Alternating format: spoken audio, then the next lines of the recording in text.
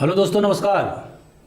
आज का मेरा टॉपिक है कि अगर आपके घर के सामने रोड पर आपके पड़ोसी या दूसरा व्यक्ति कूड़ा करकट डाल दे, कचरा डाल दे, आपको परेशान करने की नीयत से इस तरह की कार्रवाई करे तो आप क्या करेंगे? आपके पास में क्या क्या कानूनी उपाय उपलब्ध हैं? तो मैं आज इस पर चर्चा करने वाला हूं, क्योंकि हमारे समाज में यह अक्सर होता रहता है। गांव देहातों में, खास करके हरिजन आदिवासियों के मोहल्ले में सवर्ण जाति के लोग कूड़ा करकट, कचरा, लैट्रिन वगैरह फेंक देते हैं ताकि उन्हें परेशान और प्रताड़ित किया जा सके। शहरों में भी यह आम चलन है। रास्ता को अवरोध कर देना, रोक देना, मिट्टी डाल देना, सड़क पर गिट्टी डाल देना, गाड़ी बेतरतीब बार से खड़ा कर देना जिससे कि लोगों को आने जाने में असुविधा होती हो। तो इस तरह की समस्या रोजमर्रा की जिंदगी में हम लोग सामना करते हैं, लेकिन हम ये नहीं समझ पाते कि हम आखिर क्या करें, क्या नहीं करें।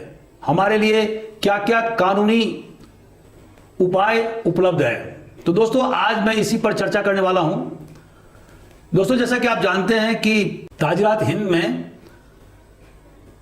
धारा 268 से लेकर के 290 तक सार्वजनिक उपद्रव, जिसको अंग्रेजी में पब्लिक न्यूसेंस कहते हैं, इसकी व्याख्या प्रस्तुत की गई है। और पब्लिक न्यूसेंस क्या है यह भी बताया गया है। कोई भी ऐसा कार्य या गतिविधियां जो दूसरे को परेशान करता है, रोकता है, उसे न्यूसेंस कहते हैं। जो भी हमें पब्लिक राइट मिला हुआ है, प्रत्येक नागरिक को पब्लिक राइट मिला हुआ है, जैसे कि कुएं का उपयोग करना, सार्वजनिक रोड का इस्तेमाल करना, सार्वजनिक बगीचे का इस्तेमाल करना,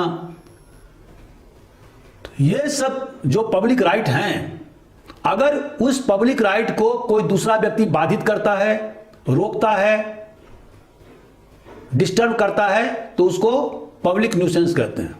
और अगर कोई पड़ोसी आपके घर के सामने में कचरा फेंकता है, या हड्डी डाल देता है, या लैट्रिन डाल देता है, या घर के सामने में बेतरतीब बार से गाड़ी खड़ा कर देता है जिससे कि आपको आने जाने में असुविधा होती है, या घर के सामने में गिट्टी रख देता है, या बिल्डिंग मटेरियल रख देता है, तो ये सब सारी बातें सार्वजनिक उपद्रव की कैटेगरी में आएगा। और इसके लिए धारा 268 से लेकर के 290 में पेनल सेक्शन लगा हुआ है। आप थाना जा सकते हैं और थाना जाकर के उस गलती कुनिंदा व्यक्ति के खिलाफ में अपराध कायम करा सकते हैं। दोस्तों, इसमें ज्यादा सजा का प्रावधान नहीं, अधिकतम 3 महीने की सजा होती है, या अधिकतम 50 रुपये या 100 रुपये के जुर्माना होते हैं। लेकिन फिर भी आपके द्वारा की गई कार्रवाई से सामने वाला निश्चित रूप से हतोत्साहित होता है और फिर दूसरा व्यक्ति इस प्रकार का कार्रवाई नहीं कर पाता है। तो आपके द्वारा की गई कार्रवाई का एक डिटरेंट इफेक्ट होता है। हमारे देश में इसका चलन बहुत कम है। अमेरिका में सिविल रॉन्ग के मामले में या इस तरह के मामले में, जैसे अभी मैंने पब्लिक न्यूसेंस की बात किया, तो लोग बहुत ज्यादा सजग हैं और तुरंत मुकदमा कायम कर देते हैं। हमारे देश में अभी भी लोग जागरूक नहीं हैं। लोग अगल बगल शिकवा शिकायत तो करते हैं, लेकिन कानूनी उपाय नहीं सोचते हैं, जिसके कारण से गलती कुनिंदा का हौसला बुलंद हो जाता है। तो हमें गलती कुनिंदा व्यक्ति जो कि सार्वजनिक उपद्रव करता है, आपको तंगाने, परेशान करने के लिए, प्रताड़ित करने के लिए इस प्रकार की कार्रवाई करता है, तो आप उसके खिलाफ में अपने नजदीकी थाने में रपट लिखवाएं और आपके रपट पर थाना प्रभारी द्वारा निश्चित रूप से कार्रवाई की जाएगी। दोस्तों, इससे भी आसान रास्ता है 34 पुलिस एक्ट।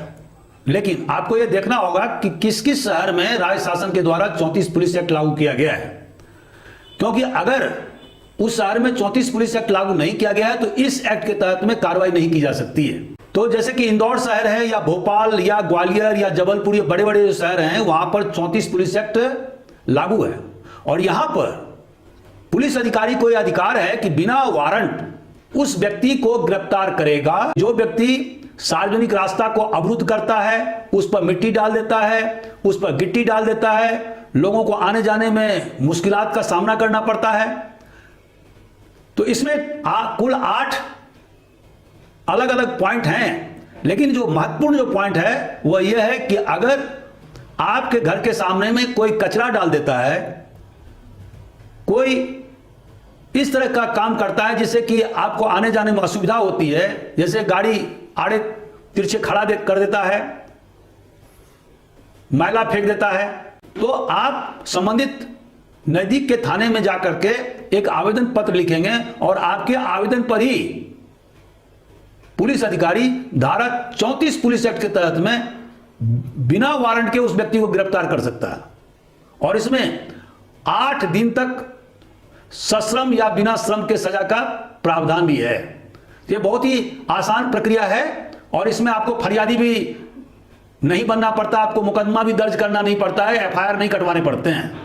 सिर्फ एक आपको आवेदन पत्र लिख करके थाना में देना होता है और थाना प्रभारी 34 पुलिस एक्ट के तहत में इस्तिगासा तैयार करता है और उसके बाद में उसे एग्जीक्यूटिव मजिस्ट्रेट के समक्ष प्रस्तुत करता है। तो 34 पुलिस एक्ट के तहत में कार्रवाई करना सबसे आसान है। दोस्तों, पब्लिक न्यूसेंस या सार्वजनिक उपद्रव के बारे में धारा 133 सीआरपीसी में भी उपबंध किए गए हैं और इसके तहत में कलेक्टर या एसडीएम या किसी कार्यपालिक दंडाधिकारी को, माने तहसीलदार या नायब तहसीलदार को यह पावर है कि अगर कोई सार्वजनिक रास्ता किसी व्यक्ति के द्वारा रोक दिया गया है या किसी सार्वजनिक तालाब को गंदा कर दिया गया है किसी व्यक्ति के द्वारा, या किसी चैनल का उपयोग जो सभी लोग कर रहे हैं उसको रोक दिया गया है, तो ऐसी परिस्थिति में पुलिस की रिपोर्ट पर अर्थात पुलिस थाना एक इस्तिगासा तैयार करेगी उस गलती कुनंदा व्यक्ति के खिलाफ में और तब कार्यपालिक दंडाधिकारी एसडीएम या कलेक्टर जिस न्यायालय में पुलिस अधिकारी के द्वारा इस्तिगासा पेश होता है वह उसे आदेशित कर सकता है और इस प्रकार से कार्रवाई करने से मना कर सकता है। आपके मोहल्ले में अगर कोई इस प्रकार की अवैध गतिविधियां हो या मान लो प्रोस्टिट्यूशन की धंधा चल रहे हो जो कि लोगों को अच्छा नहीं लगता हो, तो इस तरह के जो व्यवसाय हैं उसको भी रोकने का प्रावधान इस धारा के तहत में किया गया है। आपके घर के सामने कोई ऐसा बिल्डिंग बन रहा हो जो कि खतरनाक ढंग से बन रहा हो या कोई ऐसा बिल्डिंग मटेरियल आपके घर के आसपास में रख दिया गया हो जिसमें कि आग लगने की संभावना हो, तो ऐसी सूरत में भी कार्यपालिक दंडाधिकारी को रोकने का अधिकार प्राप्त है।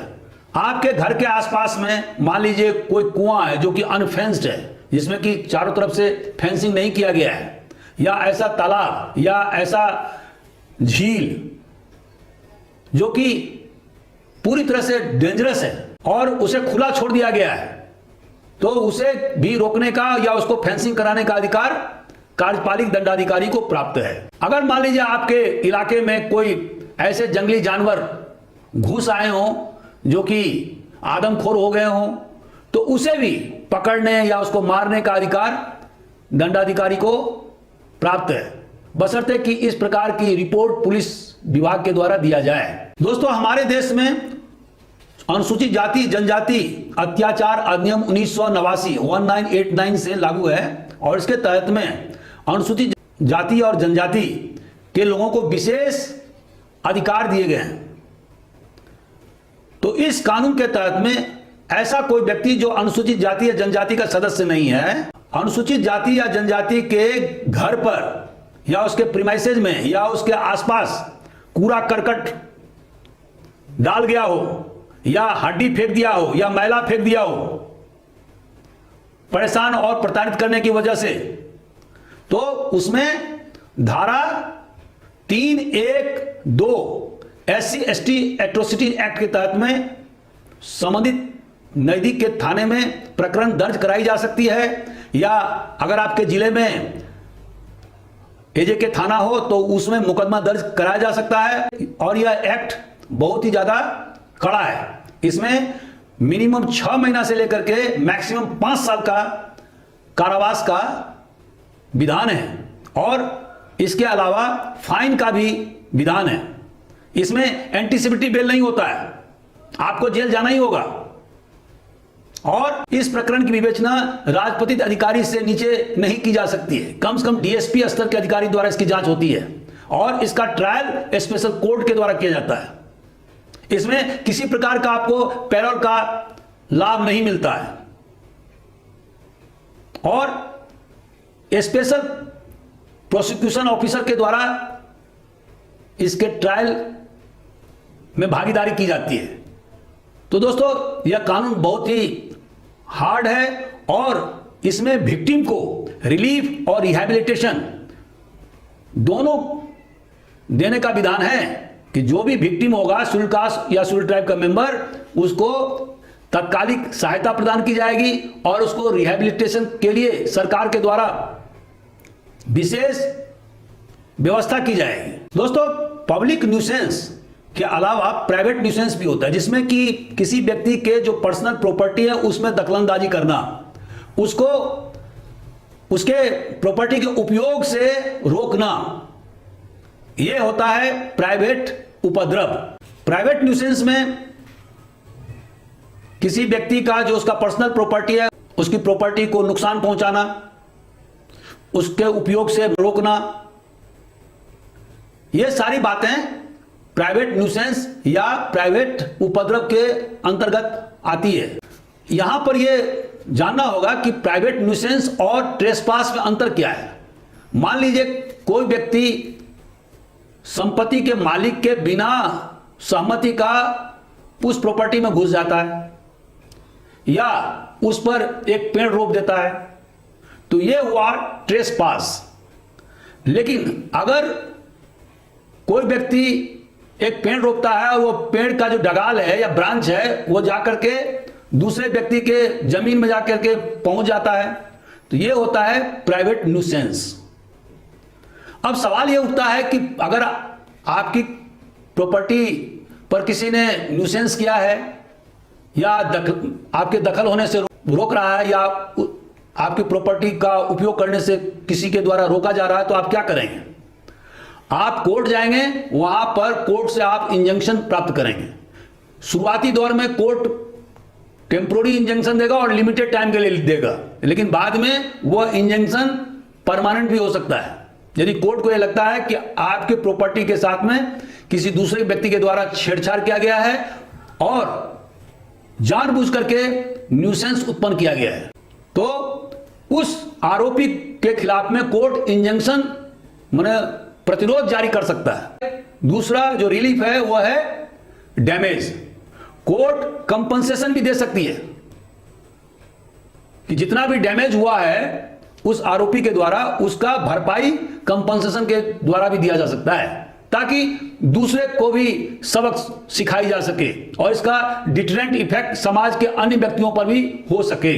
दोस्तों, हमारे देश में पब्लिक न्यूसेंस के लिए, प्राइवेट न्यूसेंस के लिए अनेक प्रकार के कानून सीआरपीसी में, आईपीसी में, पुलिस रेगुलेशन में और टॉर्ट्स में उपलब्ध हैं, लेकिन उसका इस्तेमाल लोगों के द्वारा नहीं किया जाता है। इसका कारण यह है कि लोगों में जागरूकता का जबरदस्त अभाव है। अमेरिका में लोग जबरदस्त रूप से टॉर्ट्स का इस्तेमाल करते हैं और जो भी पब्लिक न्यूसेंस की घटना होती है उसमें तत्काल वो कोर्ट जाकर के और संबंधित अधिकारी से मिलकर के उसमें रिलीफ प्राप्त करते हैं। हमारे देश में इसका जबरदस्त अभाव है और जिसके कारण से बदमाशों का या आरोपियों का या गलती कुनिंदाओं का हौसले बुलंद रहते हैं। और आप देखेंगे कि हमारे देश में अक्सर जमीन पर अतिक्रमण करना यह आम चलन है। तो दोस्तों, आज मैंने कोशिश किया कि अगर आपको इस प्रकार की कोई तकलीफ से गुजरना पड़ रहा है तो आप क्या क्या काम करेंगे। मुझे उम्मीद है कि इस लेक्चर से आपको अच्छी जानकारी मिली होगी। Thank you very much.